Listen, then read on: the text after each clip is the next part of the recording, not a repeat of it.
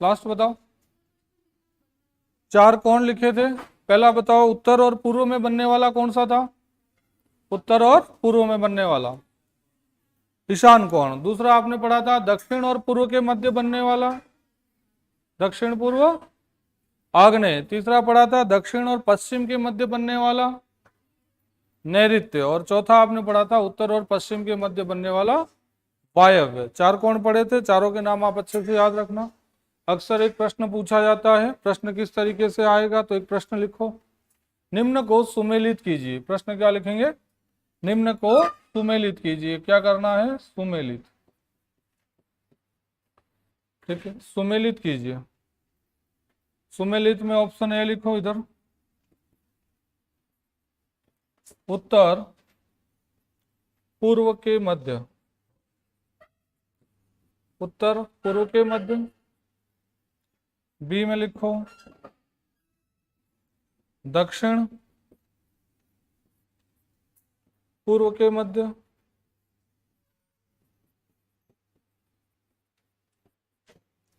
सी में लिखना दक्षिण पश्चिम के मध्य, दक्षिण पश्चिम के मध्य। और डी में लिखो उत्तर पश्चिम के मध्य, उत्तर पश्चिम के मध्य। 4 कोण आपने पढ़े हैं, पहला उत्तर पूर्व, दूसरा दक्षिण पूर्व, तीसरा दक्षिण पश्चिम और चौथा उत्तर और पश्चिम। तो किन दो दिशाओं के मध्य में कौन कौन से कोण बनते हैं, इधर लिख देना। वायव्य, सेकंड में लिख देना आग्नेय, थर्ड में लिख देना नैऋत्य और चौथे में लिख दो ईशान। अब प्रश्न क्या पूछा गया है? सुमेलित करोगा। ठीक है, मिलान करो कौन से किसके बीच में कौन सा बनता है। बताओ आप, ए में क्या आएगा, बी में क्या आएगा, सी में क्या आएगा और डी में क्या आएगा?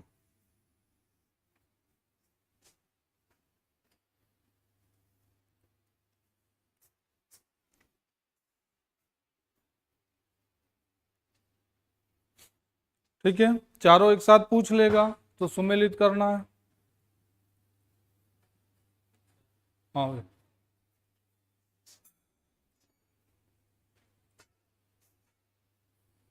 उत्तर और पूर्व के मध्य बनने वाला कौन कौन सा है? दक्षिण पूर्व में कौन सा है? तो पहले में क्या करेंगे बताओ, उत्तर पूर्व के ईशान। तो ए में क्या आ जाएगा 4। बी कह रहा है दक्षिण पूर्व, तो दक्षिण पूर्व में कौन सा आ जाएगा आग्नेय, तो दक्षिण पूर्व आग्नेय। दक्षिण और पश्चिम, दक्षिण पश्चिम में कौन सा आ जाएगा नैऋत्य। और उत्तर पश्चिम में कौन सा आ जाएगा वायव्य। तो पहले में ए में क्या आ जाएगा बोलो, उत्तर पूर्व ए में आ जाएगा 4, बी में क्या दे रखा है 2, सी में क्या रह जाएगा 3 और डी में क्या रह जाएगा 1। तो अपना उत्तर क्या आ जाएगा ये। सही है सारे। फिर अगले कुछ और लिखो। ये तो इस तरीके से प्रश्न पूछा जाएगा, तरीका ध्यान रखना कि एक वाक्यांश में एक ही प्रश्न के अंदर 4 चीजें आपको एक साथ पूछ ली जाएगी। ये वाला उत्तर दे देना। अब वो ऑप्शन में क्या करेगा, ए में ये जमा के रख देगा, बी में क्रम चेंज करके रख देगा, सी में और चेंज कर देगा। ऐसे ABCD 4 विकल्प मिल जाएंगे। तो आपको एग्जैक्ट ये वाले याद हैं, तो चाहे अकेला सिंगल क्वेश्चन पूछे, चाहे आपसे सुमेलित करेगा पूछे, दोनों सही होंगे। लिखो अगला एक और लिखो, किसी ग्रंथ की, फिर वापस वन लाइन जो आप लिख रहे हो एक वाक्यांश वाले वो लिखो। किसी ग्रंथ की रचना, किसी ग्रंथ की रचना पूर्ण होने के बाद, किसी ग्रंथ की रचना पूर्ण होने के बाद शेष जोड़े गए अध्याय, शेष जोड़े गए अध्याय। यानी किसी ग्रंथ की रचना हो गई और कुछ अध्याय जो हैं वो आपको बाद में और ऐड करने, तो जो बाद में और ऐड करे जाएंगे वो अध्याय क्या कहलाएंगे? तो एक शब्द में उनको अपन क्या कहेंगे? परिशिष्ट। क्या कहलाते हैं? परिशिष्ट। जैसे आपने भारतीय संविधान में पढ़ा होगा कि भारत के संविधान में कितने परिशिष्ट हैं? बताओ तो 3 परिशिष्ट। तो पूर्ण होने के बाद कुछ शेष अध्याय और जोड़े जाते हैं, उनको अपन क्या कहते हैं? परिशिष्ट कहते हैं। अगला लिखो, जिसके आने की तिथि ज्ञात न हो, जिसके आने की तिथि ज्ञात न हो, उसको क्या कहेंगे एक शब्द में? जितना जानते हो उतना बोलो, कुछ तो पढ़ा होगा। जिसके आने की तिथि ज्ञात न हो वो क्या कहलाएगा? अतिथि कहलाएगा। यानी अतिथि यानी जिसके आने की कोई तिथि ज्ञात नहीं है। अतिथि में शब्द शुद्धि में भी पूछा जाता है, खासकर मात्राएं ध्यान रखना। अतिथि में दोनों मात्राएं एक ही कैसी होती है? छोटी होती है। ये शब्द शुद्धि में भी अक्सर परीक्षा में पूछ लिया जाता है, अतिथि शब्द। तो जिसके आने की तिथि ज्ञात नहीं होगी उसी को क्या कहेंगे? अतिथि कहेंगे। अगला लिखो, अगला, ये कितने दिन चलेगा? अतिथि के बाद अगला लिखो कि युद्ध में स्थिर रहने वाला, युद्ध में स्थिर रहने वाला। तो युद्ध में स्थिर रहने वाला क्या कहलाता है एक शब्द में? युधिष्ठिर। है ये युधिष्ठिर शब्द भी शब्द शुद्धि की दृष्टि से इंपॉर्टेंट है, ध्यान रख लेना। युधिष्ठिर यानी शुद्ध लिखना आपको आना चाहिए। ये एक वाक्यांश में भी आते हैं और दूसरा शब्द शुद्धि में भी आते हैं, दोनों तरफ काम हो। तो जो युद्ध में स्थिर रहे उसको कहेंगे युधिष्ठिर। अच्छा, युधिष्ठिर में आपसे समास भी पूछ सकता है, तो युधिष्ठिर में समास कौन सा करोगे? इस शब्द को 3-4 जगह अलग अलग पूछा जा सकता है व्याकरण की कोटियों में। पहला तो एक वाक्यांश हो गया कि युद्ध में स्थिर रहने वाला क्या कहलाता है? तो युधिष्ठिर। दूसरा, अगर इसमें पूछ ले शब्द शुद्धि में तो मात्राएं ध्यान रख लेना। अगर युधिष्ठिर को आपको संधि में पूछ ले तो युधिष्ठिर में संधि कौन सी होती है? और युधिष्ठिर में आपसे समास भी पूछा जा सकता है, तो समास कौन सा करोगे? तो समास कौन सा हो जाएगा? बहुब्री।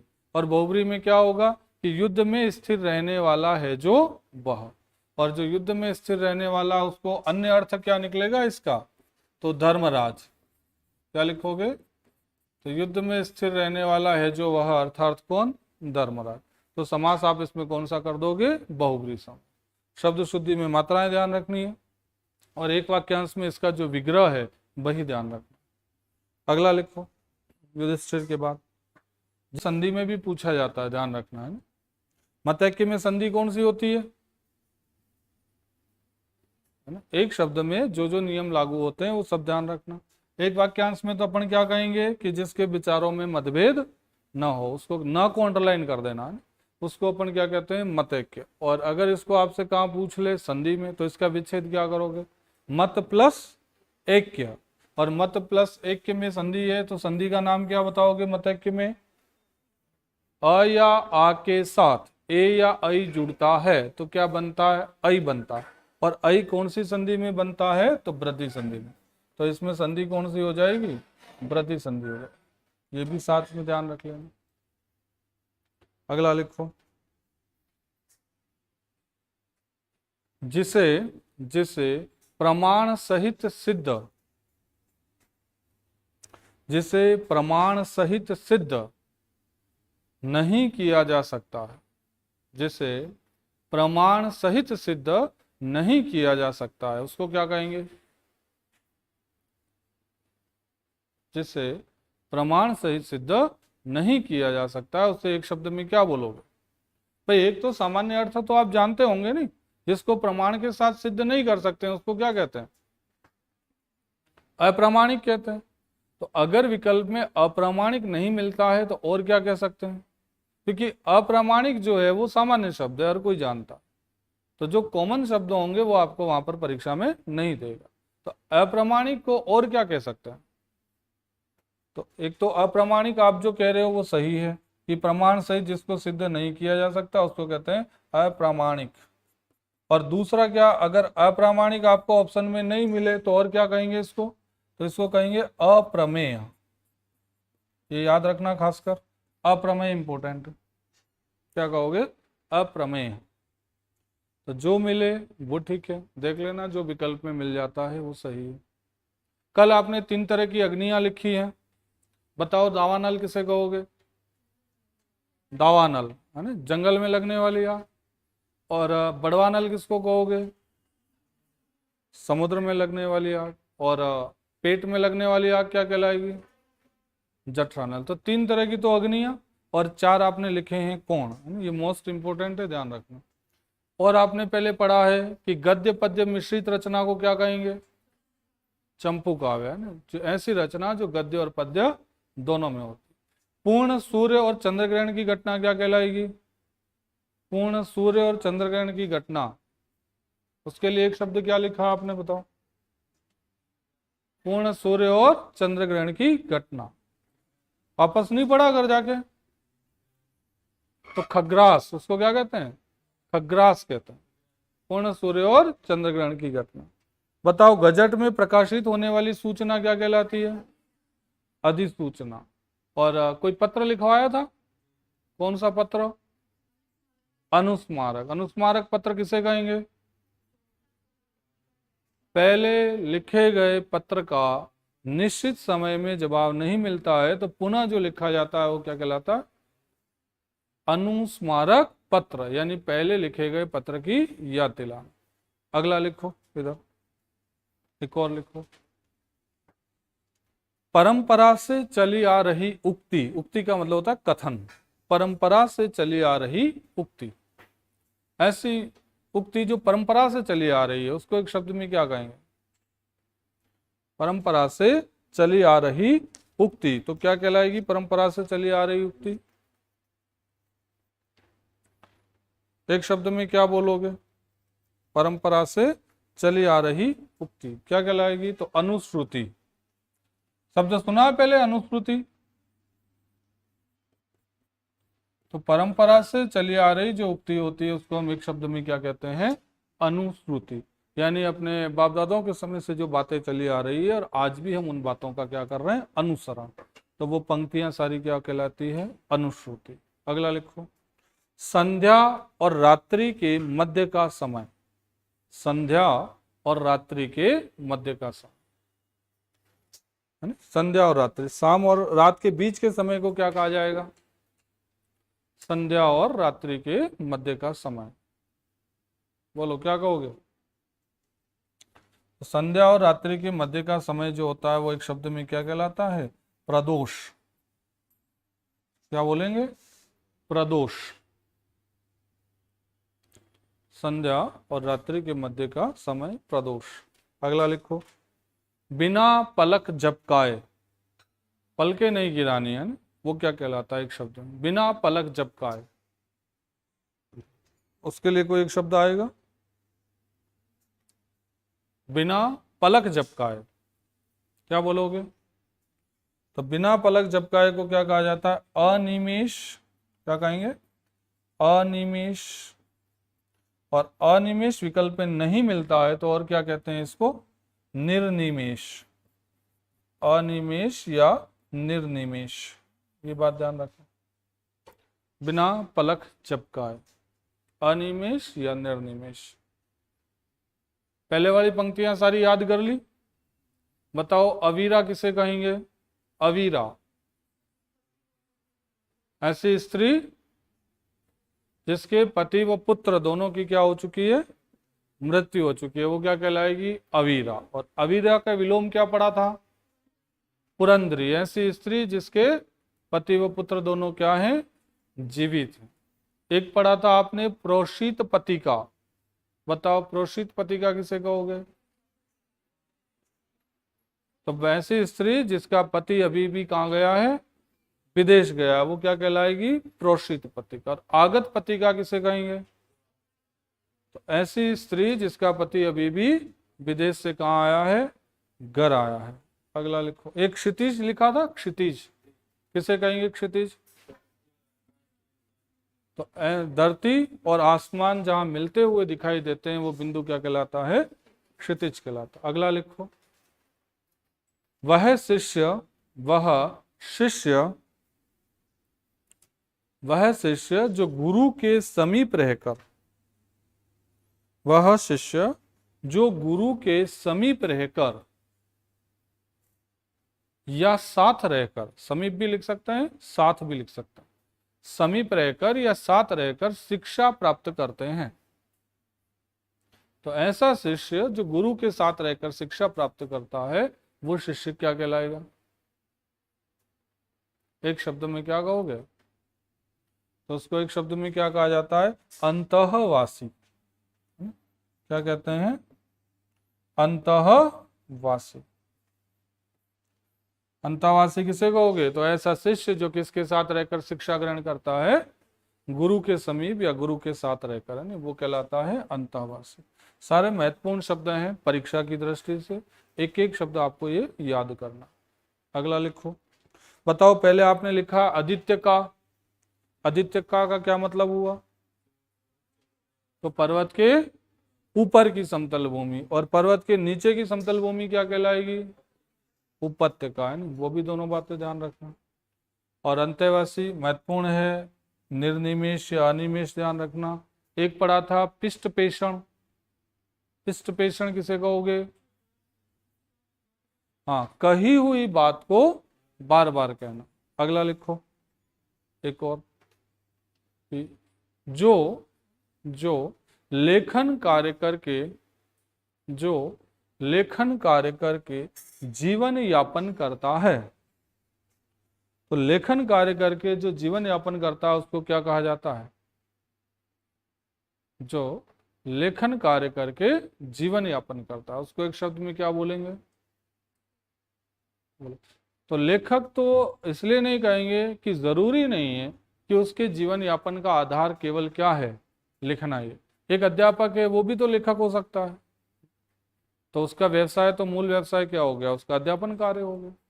लेकिन ऐसा व्यक्ति जिसका जीवन सिर्फ किससे चल रहा है? लेखन कार्य कर, उसको एक शब्द में क्या कहा जाता है? तो उसको अपन क्या कहेंगे? मसीजीवी। तो जो लेखन कार्य करके जीवन यापन करता है वो क्या कहलाता है? मसीजीवी कहलाता है। मसी का शाब्दिक अर्थ क्या होता है? तो मसी का शाब्दिक अर्थ होता है स्याही। आपने कबीर के संदर्भ में एक पंक्ति पढ़ी होगी, मसी कागज छुओ नहीं, यानी स्याही ने कभी कागज को नहीं छुआ, फिर भी क्या लिखा गया? और हाथों ने कभी कलम को नहीं छुआ, फिर भी कौन सा काव्य लिखा जाता है? कबीर काव्य लिखा जाता है। तो मसी का शाब्दिक अर्थ भी ध्यान रखना। मसी यानी क्या होता है? स्याही। और जीवी यानी क्या करना? जीवन यापन करना। तो जिसके जीवन यापन का आधार ही क्या है? लेखन कार्य। ठीक है। कल आपने लिखा था एक अंकुश लिखा था, बताओ अंकुश किसे कहेंगे?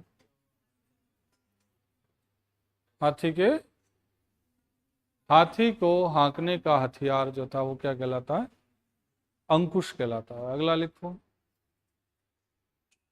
जो स्त्री के वश में रहता है, स्त्री के वश में रहने वाला क्या कहलाएगा? जो स्त्री के वश में रहता है। वश मतलब समझ गए ना? वो जहां कहे वहीं बैठे, और वो जहां वो कहे तो उठे, नहीं तो बैठा रहे। वो किसके वश में रहता है? स्त्री के वश में। वो एक शब्द में क्या कहलाएगा? बोलो, जो स्त्री के वश में रहने वाला? स्त्रैण। क्या कहेंगे उसको? स्त्रैण कहेंगे। स्त्री के वश में रहने वाला स्त्रैण। और क्रमिग्न किसको कहते हैं? कृमिग्न, कल पढ़ा था कृमिग्न। बताओ क्या पढ़ा? पुराने याद रखने हैं ना, कल पढ़े ना, आज आंसर नहीं दे रहे हो, तो पुराना रिवीजन एक दो बार तो करते रहना तो याद रहेगा। बताओ, तो जो किसको मारता है? कीटाणुओं को मारता है, उसको क्या कहा जाता है? कृमिग्न कहा जाता है। कृतज्ञ किसको लिखा था? बताओ, कृतज्ञ। कृतज्ञ किसे कहेंगे? तो किए गए उपकार को मानने वाला कृतज्ञ, और नहीं मानता है वो क्या कहलाएगा? कृतज्ञ। वो दोनों भी एक दूसरे के क्या हैं? विपरीत।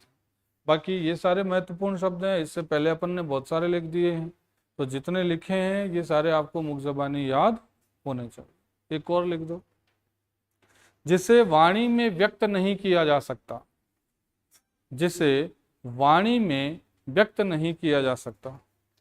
और जिसको वाणी में व्यक्त नहीं कर सकते हैं उसको एक शब्द में क्या कहेंगे? जिसे वाणी में व्यक्त नहीं किया जा सकता क्या कहलाएगा बताओ? तो जिसे वाणी में व्यक्त नहीं कर सकते हैं उसको एक शब्द में क्या कहते हैं? निर्वाक। उसके लिए शब्द क्या आएगा? निर्वाक। वाक, वाक यानी वाणी, नी का मतलब रहित। तो जिसे वाणी में व्यक्त नहीं कर सकते उसको एक शब्द में कहा जाता है निर्वाक। ये शब्द भी ध्यान रखना। एक कुंज लिखा था कल आपने, बताओ कुंज का मतलब? कुंज यानी वृक्ष और लताओं से घिरा स्थान क्या कहलाएगा? कुंज। एक लिखा था आपने समवयस्क, समवयस्क बताओ? जो कैसा हो? समान आयु। एक लिखा था नखलिस्तान, बताओ नखलिस्तान किसे कहेंगे? तो रेगिस्तान के मध्य छोटा सा हरा भरा भूभाग, वो क्या कहलाता है? नखलिस्तान कहलाता है। तो ये सारे महत्वपूर्ण आपके कौन से शब्द हो जाते हैं? एक वाक्यांश। तो जितने कल लिखें और अभी लिखें ये सारे आप अच्छे से याद रखना। अब अगला चैप्टर लिखो और इसके ऑब्जेक्टिव